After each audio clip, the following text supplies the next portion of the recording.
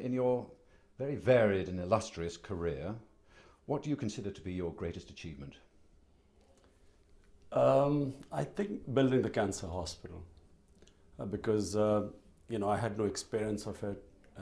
The government had tried and failed to build a specialist cancer hospital in Pakistan, and to build it and to run it, and then to have 75% of the patients treated free without any government help. And it's been going for 15 years, and it's the biggest charitable institution in Pakistan. I think that I consider my greatest achievement so far. The hospital is funded entirely by charitable donations, and every year the budget goes up. Every year I have more people donate more money. I found in Pakistan, if people trust you, if you're a credible institution, it is one of the most generous countries anywhere in the world. In Pakistan, they give highest per capita in charity compared to any other country. The biggest problem is really health and education is the domain of the government, and we have been very unfortunate in having very poor governance, deteriorating governance, and none worse than the current one, which is corrupt and incompetent. So it's the political class, and along with the military dictators, that have really brought Pakistan to this state. Otherwise, in 60s, when I was growing up, Pakistan had very good institutions. It's unique because it's a specialist cancer hospital. Anywhere in the world, to set it up, because it's very capital intensive, and then to run it, it has the highest running costs. And then to have a hospital where 75% patients get free treatment, it requires a lot of money. I was lucky because I was known everywhere in Pakistan. Cricket is the biggest sport, and I was the biggest name. So I used that to collect this money. Others do not have that sort of profile. But eventually, it's the government. The government's responsibility is to provide people with the basic needs of health, education, employment, justice. Who do you think are the greatest cricketers you faced in your sporting career? The greatest batsman is very easy, was Vivian Richards. I thought he was, at a time of a lot of great players, he just stood up head and shoulders above everyone else. He was a genius. Bowlers, I also played at a time when they were some of the fastest bowlers in the world. But three stand out. One was Michael Holding, who was the fastest. Jeff Thompson was also the fastest, but in terms of skill, Dennis Lillee and Malcolm Marshall and Michael Holding were the three outstanding. Aren't you being a bit self-effacing about yourself? Obviously I can't talk about myself, but I would categorize myself more as an all-rounder. But these were, as pure fast bowlers, these three stood out. Intelligence Squared is having an event on the notion and on the idea of sportsmanship soon. Is the idea of sportsmanship a colonial myth, do you think, or did it play an important role in your own cricketing career? I think people sort of seem to get sportsmanship wrong, in the sense that they think it's, brinksmanship, or where people are trying to get advantage their way and cutthroat competition.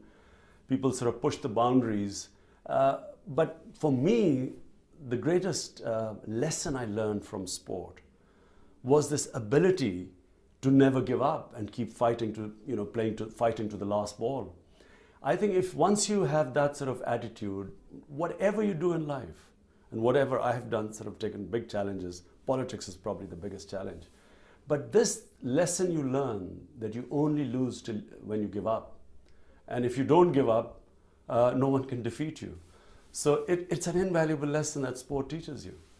I think when it's pre-planned sledging, I'm against it. But when in the heat of the moment emotions come out, it's within limits. I think that's part of the game. But I do not agree with where players apparently plan to say awful things to rile up other players. I do not agree with that. Do the Taliban play cricket?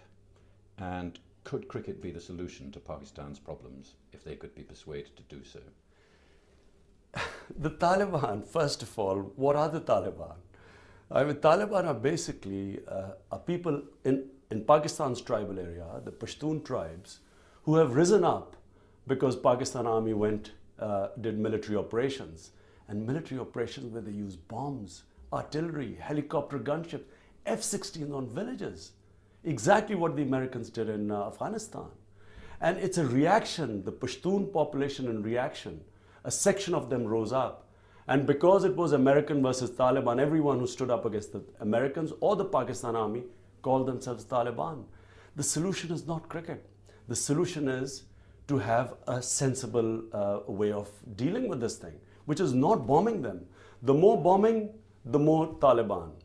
The more the reaction, when people react to this so-called collateral damage, when the villages are bombed, they go and join the only party that is standing up to the Americans or the Pakistan Army, which is the Taliban. But this is not an ideological enemy. It is a political enemy. The solution lies in politics, i.e. an exit strategy from Afghanistan, rather than thinking that some sort of moderate Islam or distributing some welfare or goods or services would help. Until there's occupation in Afghanistan, this will not end. In fact, it will keep growing. There were no Taliban in Pakistan. Until the Pakistan Army went in 2004, we had no militant Taliban in Pakistan. The military operations, 2 years of military operation, 2 years of drone attacks on villages, killing innocent people, because majority of people killed were being innocent. It was these drone attacks and military operations that created the Pakistan Taliban. And every operation has increased their strength, hasn't decreased it. So today, when we had no Taliban, today we have 30 Taliban groups operating in Pakistan. There were 500 blasts in Pakistan. It's an insane policy. It's an immoral policy. The thing to do is to talk to the Taliban and remove the tribal people from the actual hardline ideologues, who are trying to impose some system, which is a small minority. Majority are our own tribal people who picked up the gun, and we push them towards the Taliban.